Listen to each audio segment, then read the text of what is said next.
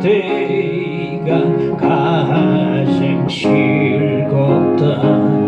이 세상 근심 걱정에 얽매인 나를 부르사 내 진정 소원 주 앞에 낱낱이 바로 아뢰어 큰 불행 당해 슬플 때 나 위로받게 하시네.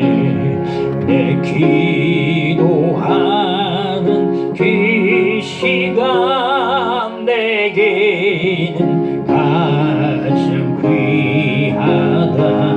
저 광야 같은 세상을 끝없이 방황하면서 위태한 길로 나갈 때 주께서 나를 이끌어 그 보좌 앞에 나가 그는 내 받게 하시네.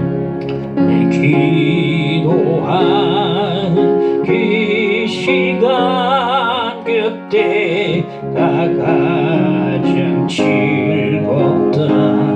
이때껏 지은 큰 죄로 내 마음 희미하다도 참 마음으로 뉘우쳐 다 숨김없이 아뢰면 주 나를 위해 복주사 은혜 부어주시네. 내 기도하는 그 시간 그때가 가장 즐겁다. 저 세상에서 일찍이 저 요란한 곳 피하여 빈들에서 나 싸매서 온 밤을 세워 지냈사 주 예수 친히 기도로 근본을 보여주셨네. 아멘. 함께 예배를 위해서 함께 기도하십시다. 주의 시간에 기도드립니다. 부지런한 우리의 기도를 내시고 내주시옵소서. 주여 주 앞에 마음을 열고 나갑니다. 사무엘처럼 말씀하옵소서 듣겠나이다. 그런 자세로 주 앞에 나갑니다. 하나님이여 우리에게 음성을 주시고 말씀을 주시고 통해서 하나님께서 꿈과 비전 주시고 실현해 주시기를 간절히 빌고 원하옵나이다. 우리 주님 말씀 통해서 하나님 앞에 나갑니다. 만나게 하시고 현재를 느끼게 하여 주시고 세월은 하나님의 음성을 듣고 순종하는 결단하는 시간 되도록 인도하시기를 간절히 빌고 원하옵나이다. 한 사람도 그저 왔다가 그저 가지 않게 하시고 또 은혜 받고 돌아가는 시간 되도록 도와주시고 할렐루야 찬송하면서 나가도록 인도하여 주시옵소서. 이 자리께서 함께 하시고 주여 여호와 삼마 하나님이 거기 계시도다 이 가운데 임재해 주시기를 간절히 기도를 드립니다. 주여 함께 오셔서 불쌍히 계시고 주여 은혜를 더하여 주시옵소서. 우리 완중을 함께 하시고 주여 말씀 주신 말씀만 전할 수 있도록 인도하여 주옵소서. 인도하여 주옵소서. 할렐루야 믿습니다. 주여 주여 오셔서 인도하여 주옵소서 믿습니다. 믿사옵고 예수님 이름으로 기도하옵나이다. 아멘. 사도행전 21장 27절로 36절까지 보도록 하겠습니다. 그 이래가 거의 참에 아시아로부터 온 유대인들이 성전에서 바울을 보고 모든 무리를 충동하여 그를 붙들고 외치되 이스라엘 사람들아 도우라. 이 사람은 각처에서 우리 백성과 율법과 이곳을 비방하여 모든 사람을 가르치는 그 자인데 또 헬라인을 데리고 성전에 들어가서 이 거룩한 곳을 더럽혔다 하니 이는 그들이 전에 에베소 사람 드로피모가 바울과 함께 시내에 있음을 보고 바울이 그를 성전에 데리고 들어간 줄로 생각함이라라. 온 성이 수동하여 백성이 달려와 모여 바울을 잡아 성전 밖으로 끌고 나가니 문들이 곧 닫히더라. 그들이 그를 죽이려 할 때에 온 예루살렘이 요란하다는 소문이 군대의 천부장에게 들리매 그가 급히 군인들과 백부장들을 거느리고 달려 내려가니 그들이 천부장과 군인들을 보고 바울 치기를 그치는지라. 이에 천부장이 가까이 가서 바울을 잡아 두 쇠사슬로 길박하라 명하고 그가 누구이며 그가 무슨 일을 하였느냐 물으니 무리 가운데 어떤 이는 이런 말로 어떤 이는 저런 말로 소리치거늘 천부장이 소동으로 말미암아 진상을 알 수 없어 그를 영내로 데려가라 명하니라. 바울이 청대에 이를 때에 무리의 폭행으로 말미암아 군사들에게 들려가니 이는 백성의 무리가 그를 없이 하자고 외치며 따라가미라라. 아멘. 야곱의 중재를 바울이 말도 안 되는 그 중재를 받아들입니다. 그리고 나시린 서원을 한 유대인 4사람과 함께 성전에서 7일 동안 계례를 행하는데 거의 결례가 끝날 때쯤이었어요. 또 한바탕 큰 소동이 벌어지고 있음을 볼 수가 있습니다. 우리가 먼저 살펴볼 것은 닫힌문이다. 27절 보면 그 이래가 거의 참에 아시아로부터 온 유대인들이 성전에서 바울을 보고 모든 무리를 충동하여 그를 붙들고 말씀하고 있습니다. 아시아로부터 온 유대인들이 누구냐 하면 당시 소아시아의 수도 에베소 중심으로 흩어져 있던 유대인들을 말합니다. 흔히 말하면 디아스포라라고 하는데요. 흩어진 유대인들이 이제 예루살렘에 온 것입니다.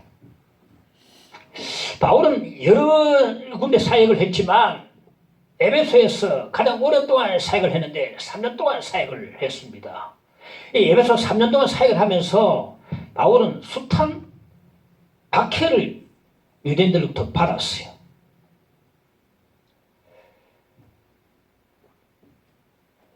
이렇게 많은 박해를 가했던 유대인들이 오순절 절기를 지키기 위해서 예루살렘에 지금 올라온 것입니다. 그들이 3년 동안 박해했던 바울의 얼굴을 몰라볼 리가 있겠는가? 성전에 들어가니 바울이 있는 거예요. 단방에 알아봤습니다.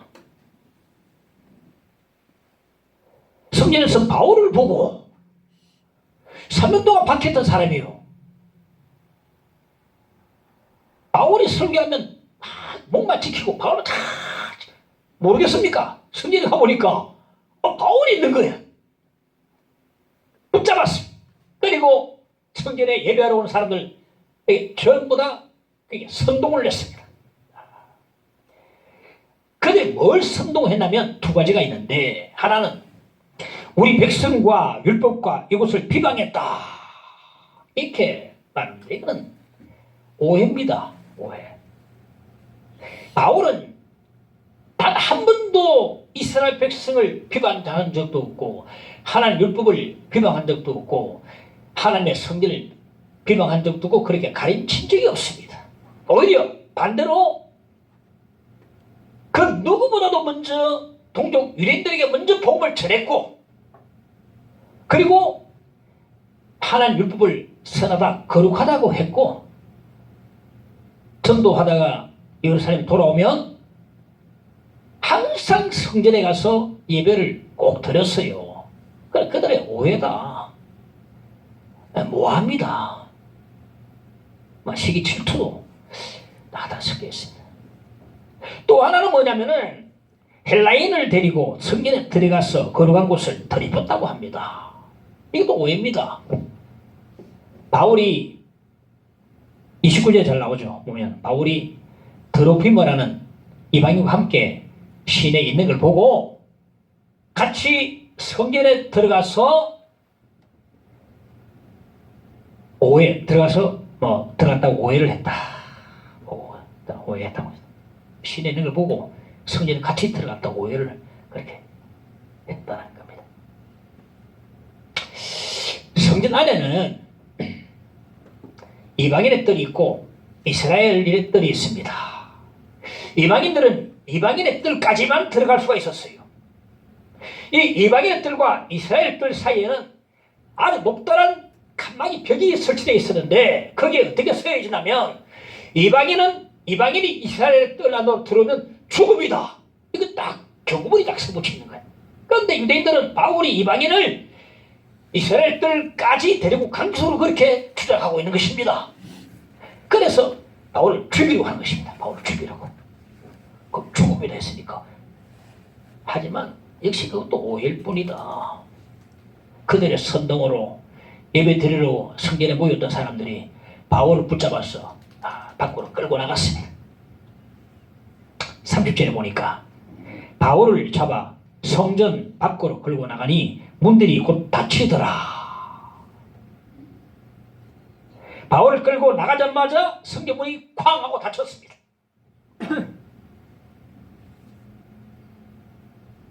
이것이 바울의 마지막 성전 출입이었어요. 문들이 곧 닫히더라. 이 말씀 속에는 더 깊은 의미가 있는 것 같아요. 묵상을 해보니 의미가 있다.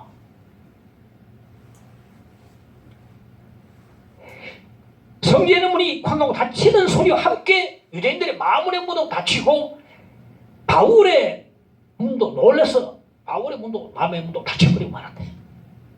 쾅 하면서 유대인의 문도 닫히고 바울의 문도 닫혀버렸대. 쾅. 이게 바로 바울의 마지막 성전 출입이었다.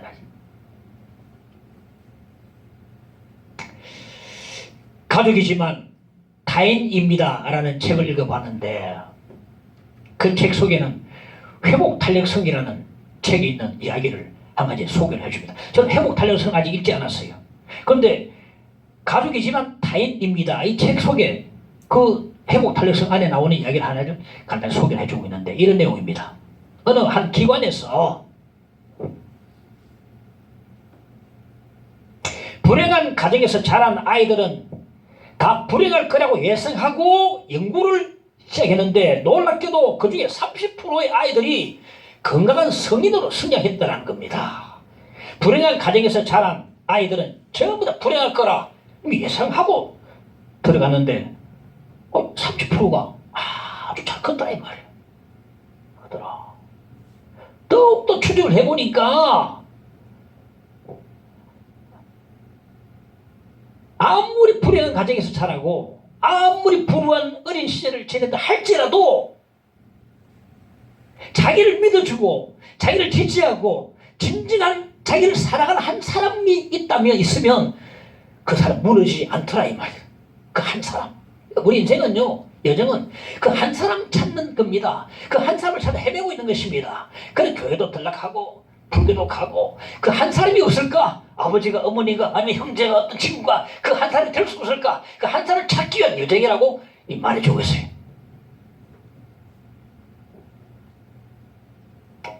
여러분, 내 마음의 문이 닫히면 다른 사람 마음의 문도 닫혀버립니다. 쾅 닫혀버려요. 닫힌 문은 거절을 말하거든. 거절을 의미한다. 거절을 의미한다.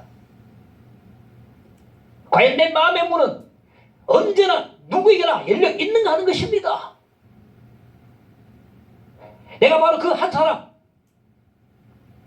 마음문이 열린 사람인가 하는 것입니다. 내 마음문의 문 닫혀버리면 모든 사람이 다 닫혀버린다. 쾅 하는 소리와 함께 전부 다 닫혀버린다. 성전문이 닫혔어요. 여기서 바울은 이게 바로 마지막 성전 출입이었습니다. 더 이상 출입하지 않고 못하고 합니다.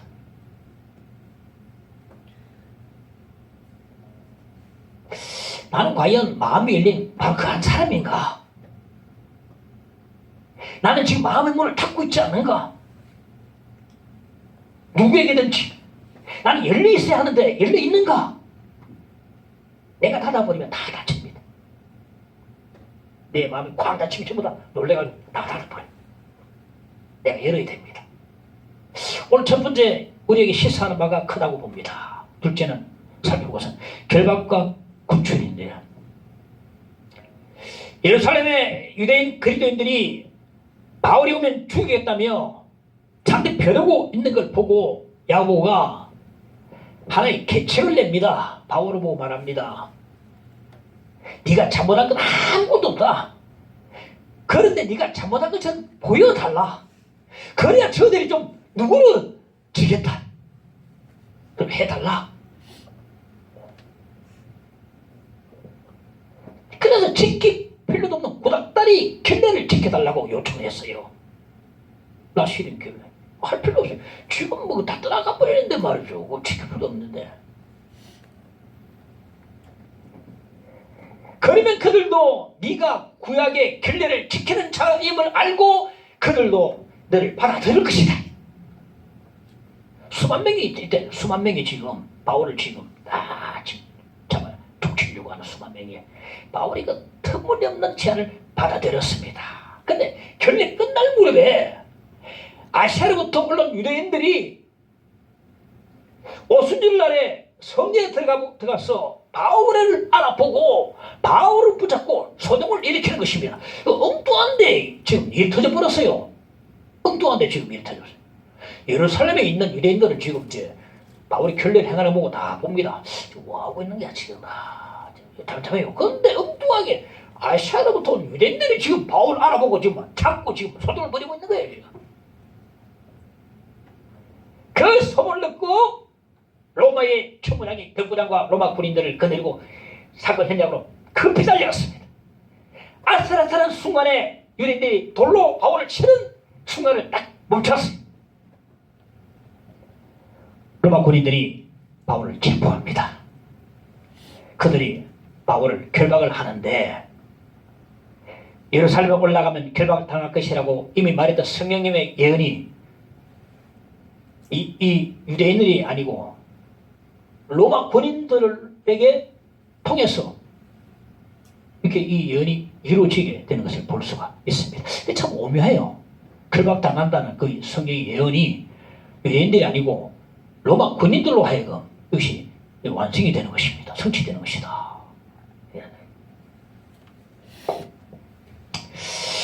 근데 이보다 더 오묘한 게 뭐냐면 로마 군인들의 체포입니다. 로마 군인들은 바울을 체포하고 싶어서 체포한 게 아닙니다. 그냥 놔두면 맞아 죽을까봐 죽기 때문에 바울을 체포한 것입니다. 쇠사슬로 결박하고 싶어서 한 게 아니고 결박해야 바울을 살릴 수 있기 때문에 결박한 것입니다. 다시 말하면 정리하면 로마 군인들이 바울을 체포하고 결박한 것은 그를 보호하기 위함이고 그를 살리기 위함이고 그를 또한 구출하기 위함이라는 것입니다. 나중에 바울이 쇠사슬로 결박당한 채 가이사랴 감옥으로 이송이 됩니다. 여기서 재판도 없이 우리가 재판을 빨리 받아야 되는데 받아야 결정이 나지 않습니까? 재판을 받아야 되는데 재판도 없이 2년 동안 꼬박 거기 갇혀 있었어요. 로마 빨리 가야 할 사람이 아무 재판도 없이 꼬박 2년을 갇혀있으니까 얼마나 답답했겠습니까? 그 불같은 사람이 이곳저곳 다니면서 지금 복음을 전해야 될 사람이 꼬박 지금 가이사랴 감옥에 2년을 갇혔으니까 얼마나 갑갑했겠어요. 왜 지금 바울이 갇혀있는 것입니까? 왜 결박당하고 갇혀있는 것인가? 저 밖에는요, 가이사랴 감옥 밖에는요, 바울을 죽이려고 벼르는 사람이 다 지키고 있는 거예요. 사도행 23장에 보면 바울을 죽이기 전에는 먹지도 마시지도 않겠다고 결의한 사람들이 죽축 앉아가지고 죽이게 사람이 40여 명이 다 지금 기다리고 있다고 말했어. 나오면 막 금식하면서 기다리고 있는 거예요. 나오면 죽여버리겠다. 무슨 상황입니까? 바울은 지금 자신의 지금 이 갇힌 현실이 너무나 참 답답하고 미쳐치기지만 바울은 지금 갇혀 있어야만 합니다. 갇혀있기 때문에 사는 것입니다. 갇혀있기 때문에 그가 사는 것이다. 바울은 몰라요. 죽겠다는 거야 지금. 와, 복음 전해야 되고 로마 가야 되는데 이게 웬 말이냐 이게. 반드시 바울은 갇혀 있어야만 한다. 그래야 그가 사는 것이다. 여러분, 결박과 고난이 나를 살림을 알아야 됩니다. 제가 과거에 모든 고난에 제가 참 시달렸습니다. 그런 데가 많이 있었지만 특별히 끝나지 않는 고난, 끝이 없는 고난이었어요. 북한의 사람들이 이래 말한다고 하지 않습니까? 이래 살 바야 차라리 하면 쾅 전쟁이 안 났으면 좋겠다. 이래 살 바야 하면 전쟁이 안 났으면 좋겠다. 이런 심정이었어요. 뭔가 작은 변화라도 일어나기를 바랐지만은 계속 삶이 깜깜했습니다. 얼마나 어려운지 얼마나 심했는지 아침이 올까봐 두려워서 밤에 잠도 안 났어요. 여러분 이 심령 아십니까? 아침이 올까봐 두려워서 잠자면 바로 깨면 아침이기 때문에 아침이 두려워서 잠을 안 잤다니까. 정신적으로 너무나 힘든 순간이었어요. 근데 지금 와서 돌아보니까 그때 그 깊은 고난이 바로 나를 살린 것이라는 것을 깨닫는 것입니다. 그 고난이 없었다면 지금의 나는 없다는 것입니다.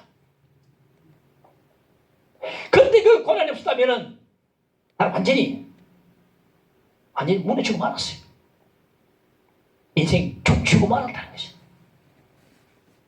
모르고 기도하다가 또 쓰러지고 또 일어나서 또 울면서 기도하고 이러다가 서서히 자꾸 만들어져 가는 것이 자꾸만 이래서는 연습을 하고 만들어져 가고 힘도 받고 허벅지힘도 생기고 근력이 생기고 영적 근력이 생겨서 이래서는 연습을 하게 되는 것입니다. 만들어져 가는 거예요. 그것 때문에 하나님 나를 붙잡아 주시면 나를 살리시기 위함이거든요. 근데 고난의 날들은 버려진 날들인가? 잊고 싶은 날들인가? 내 인생에서 지우고 싶은 페이지인가? 아닙니다. 나를 살리는 날들입니다. 바울은 지금 갇혀 있어야만 합니다. 갇혀 있기 때문에 사는 것입니다. 원양어선의 어부들이 물고기를 잡아서 고기가 죽지 않고 살려서 가지고 오는 방법이 있다고 합니다. 먼 바다에서 고기 잡으면 오다가 죽을 수 있고 힘도 없이 피십시라고 이러면 팔리겠습니까? 팔팔해야 되는데. 근데 팔팔하게 가지고 오는 방법이 있다. 뭐냐면은 물고기 통에다가 메기를 딱 넣어준다. 메기는요 다른 물고기를 잡아보는 습성이 있으니까 이 물고기들이 메기한테 안 잡아먹히려고 막 죽을 힘을 다해 도망치는 거야. 죽을 힘을 다해서 막 칩니다. 오는 동안 이 한국까지 오는 동안 도망치다 보니 죽을 시간이 없어요. 더욱더 싱싱한 몸이 되는 겁니다. 고난이 바로 메기와 같습니다. 여러분. 고난이 있으면 죽을 시간도 없습니다. 또 팔팔해집니다. 팔팔해져요. 팔팔해집니다. 바울을 그대로 놔두면 유대인들에게 맞아 죽습니다. 그래서 하나님께서 가둬두시는 겁니다.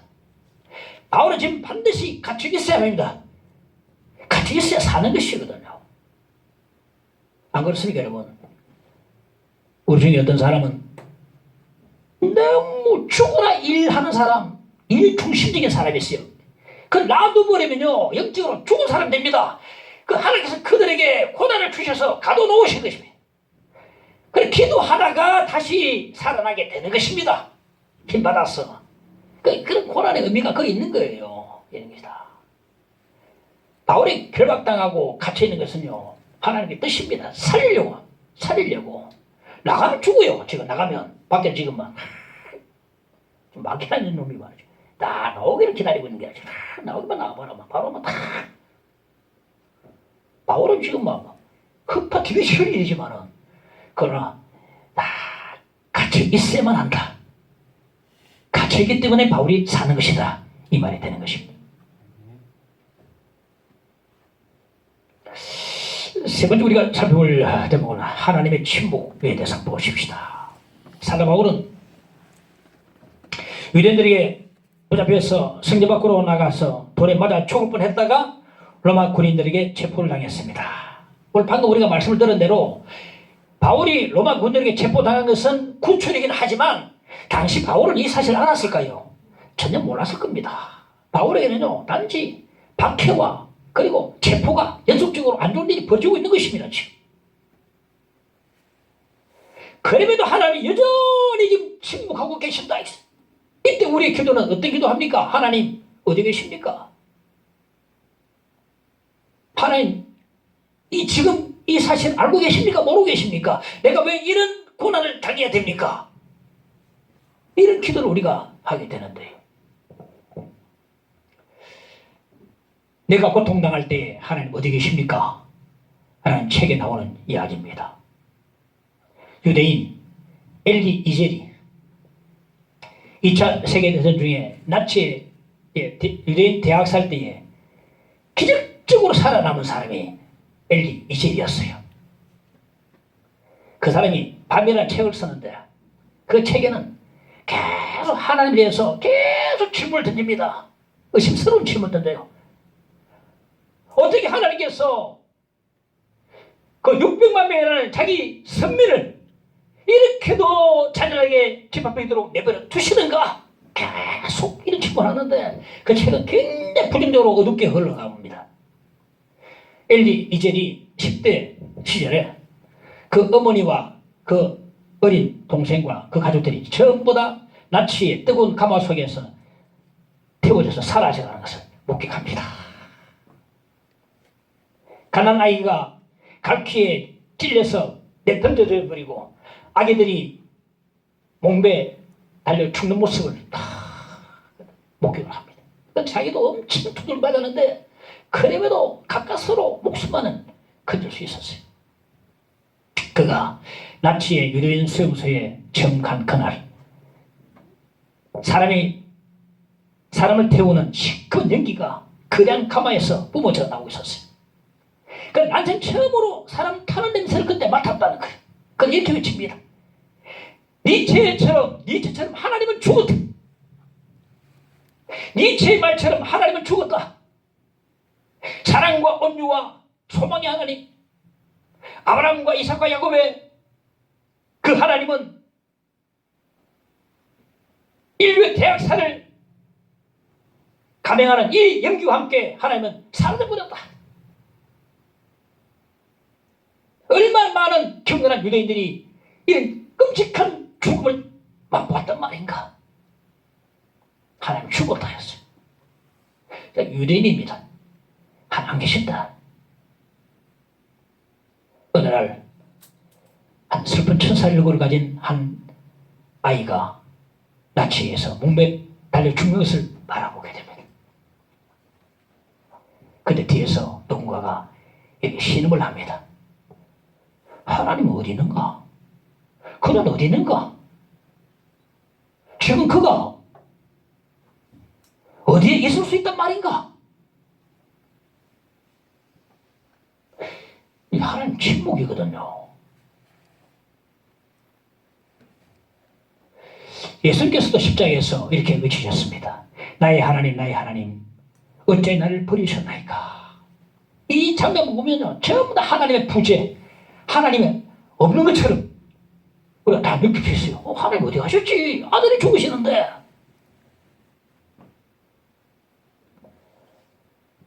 그래, 우리 기독교는요, 여기서 한 발짝 더 나갑니다. 부활로 나갑니다. 하나님께서는 죽은 예수님을 살리셨습니다. 그러므로 예수께서 십자가 고난 나가실 때 하나님 안 계신 게 아니고 하나님께서 예수께서 십자가 고난 나가실 때 함께 계셨음을 말씀해 주고 있거든요. 부활시키신 하나님께서 십자가의 그 고난 가운데 함께 계셨음을 우리가 말씀하고 있는 것입니다. 예수를 살리신 하나님께서 예수님이 십자가 고난에 함께 계셨습니다. 예수님은 우리 죄를 위해서 반드시 십자가에 죽으셔야만 했습니다. 하나님 그곳에 함께 계셨던 것입니다. 우리의 가장 어두운 밤에도 하나님은 우리와 함께 계십니다. 우리는요, 부활을 보고 십자가를 봐야 됩니다. 부활을 보고 관점으로 십자가를 봐야 된다. 부활이기 때문에 십자가의 고난이 의미가 있는 것입니다. 부활이기 때문에 부활의 관점으로 십자가를 볼 때에 십자가에 하나님이 안 계신 게 아니라 예수님께서 십자가 고난 당하실 때 하나님 거기에 계심을 우리가 알 수 있게 되는 것입니다. 부활이기 때문에 십자가 고난의 의미가 있다.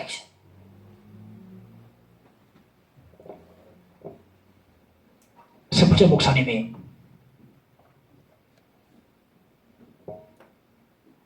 굉장히 개인적으로 어려운 일을 당했었는데, 뭐 어려운 일을 당해도 목회는 해야 되니까 어느 날 목회를 하면서 신방을 좀 와달라 해서 교구집에 갔더니 몇 마리 소를 키우고 있었습니다. 근데 소들 전부 다 담장에 갇힌 채 고개 들고 먼 초를 바라보고 몇 마리가 이상해서 물어봤습니다. 왜 이렇게 하고 있느냐 물어보니까 그 말하기를, 소들이 지금 자기 힘으로는 지금 담장을 뚫고 갈 수도 없고 넘어갈 수도 없고 하니까 언제가 문을 열리는 마음으로 열리는 그런 기대하면서 참 고개를 들고 먼 초를 지금 바라보고 있다는 것입니다.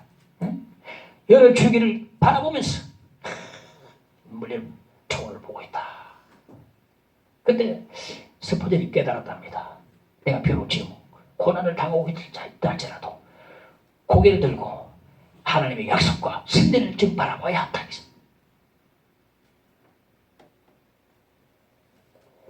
고난 중에 하나님이 침묵하고 계셔도 우리는 낙심하지 말고 우리 앞에 있는 부활을 바라보고 하나님의 약속과 승리를 바라볼 수 있어야 합니다.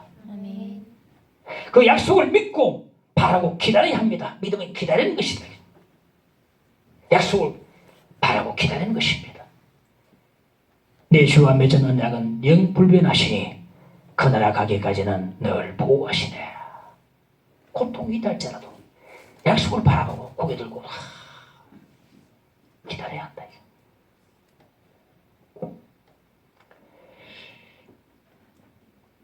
마지막 내가 당한 일을 봅시다. 바울은 로마로 갈 계획을 가지고 있었습니다.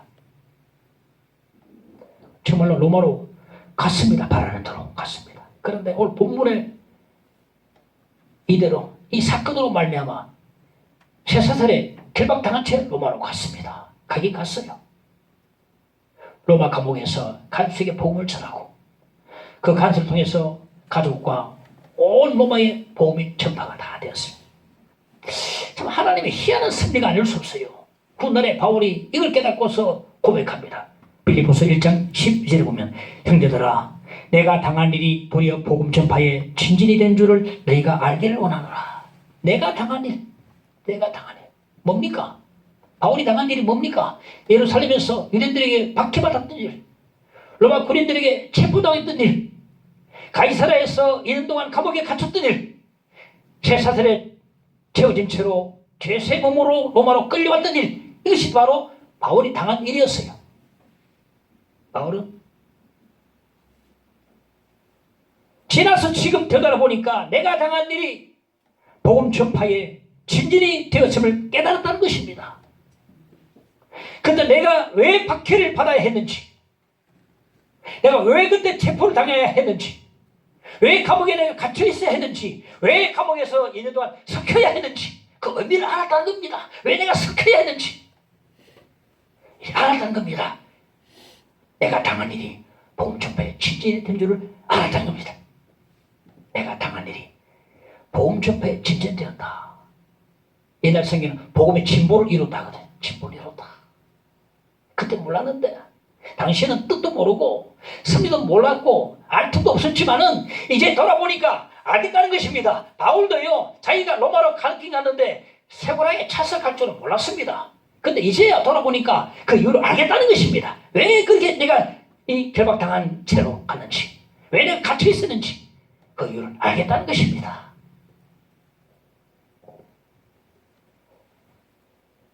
우리가 고난당하고 있다고 하면 오늘 말씀을 잘 받아들이시기 바랍니다.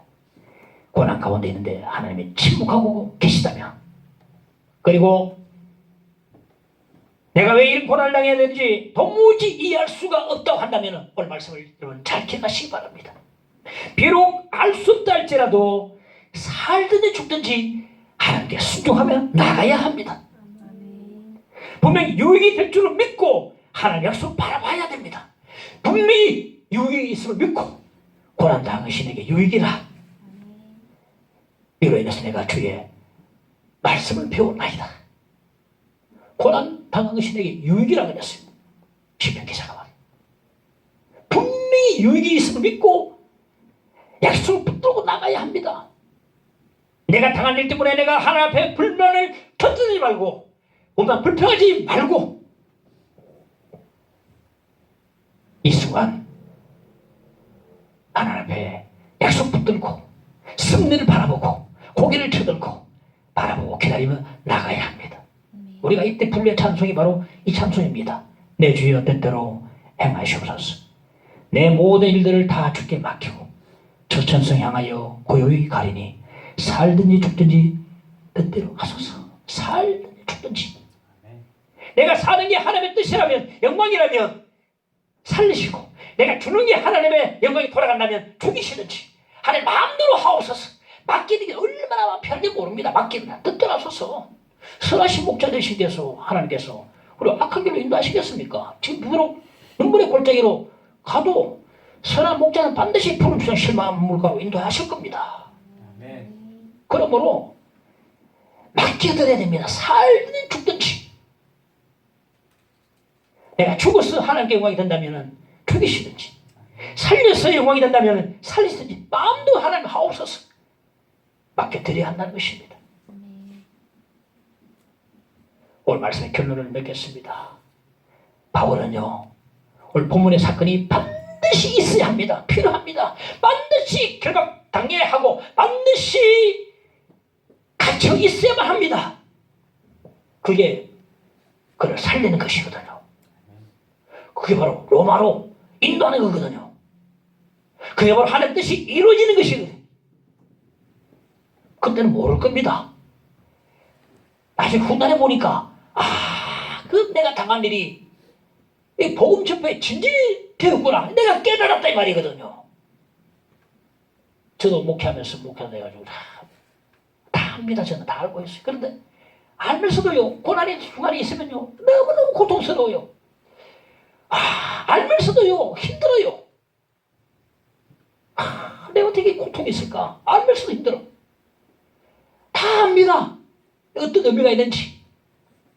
근데 힘들더라고요.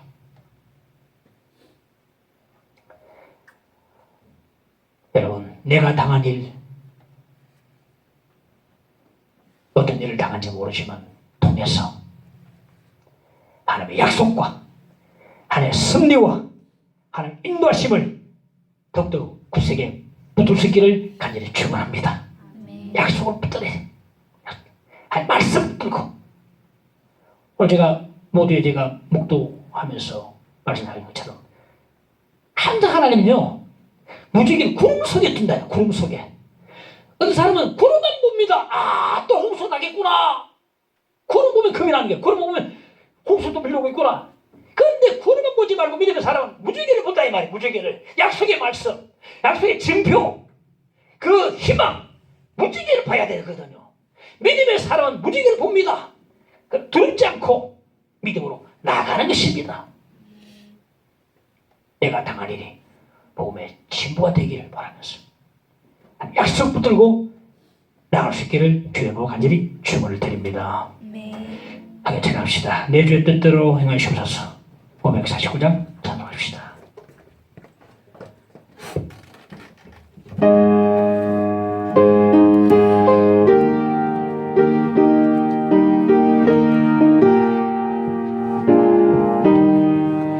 내 주여 뜻대로 행하시옵소서.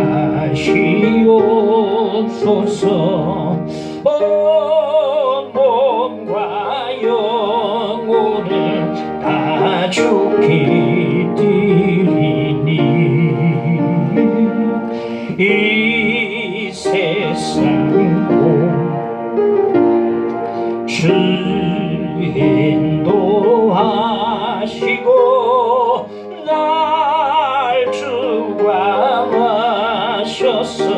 뜻대로 하소서.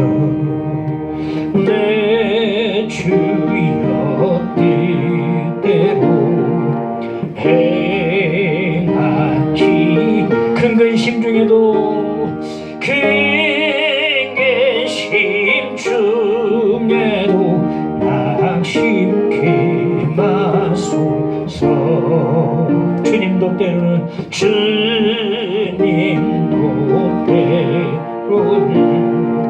올 기도하셨네. 날 좀 관하셔서 뜻대로 하소서. 내 주여 뜻대로 행하시오. 내 모든 일들을 내 모든 일들을 다 주께 맡기고 천천성 향하여 고요히 가리니 살든지 주. 다시 찬양합시다. 내 주의 뜻대로 행하시오. 3절 아멘. 내 주의 뜻대로 행하시옵소서. 내 모든 일들 다 주께 맡기고 저 천성 향하여 살는 일들 뜻대로 하소서. 살든지 죽든지 뜻대로 하소서. 아멘. 우리 주여 기도합시다. 주여 기도드립니다. 무지하는 없어서 내 뜻대로 행하시옵소서. 살는 일들 뜻대로 행하시옵소서. 주여 앞에 맡겨드린 내 모든 생각과 내 모든 하나님의 갈 길과 삶과 생애까지 다 맡겨드리기를 원합니다. 살든지 죽든지 뜻대로 하여 주시오. 하나님의 마음대로 하여 주시기를 원합니다. 주여 앞에 옵신다여 주옵소서. 말씀대로 내가 당한 일이다. 하나님이여, 하나님의 의를 이루고 뜻을 이루고 주의 하나님의 이름을 사오리. 주여 주 앞에 이 당하는 고난 가운데서 하나님 바라보게 하시고 약속을 바라보게 해주시고 주님의 뜻을 바라보게 하시고 주님 말씀을 붙잡고 나가도록 인도하시기를 간절히 원합니다. 주여 하나님의 주옵소서. 주옵소서. 주옵소서.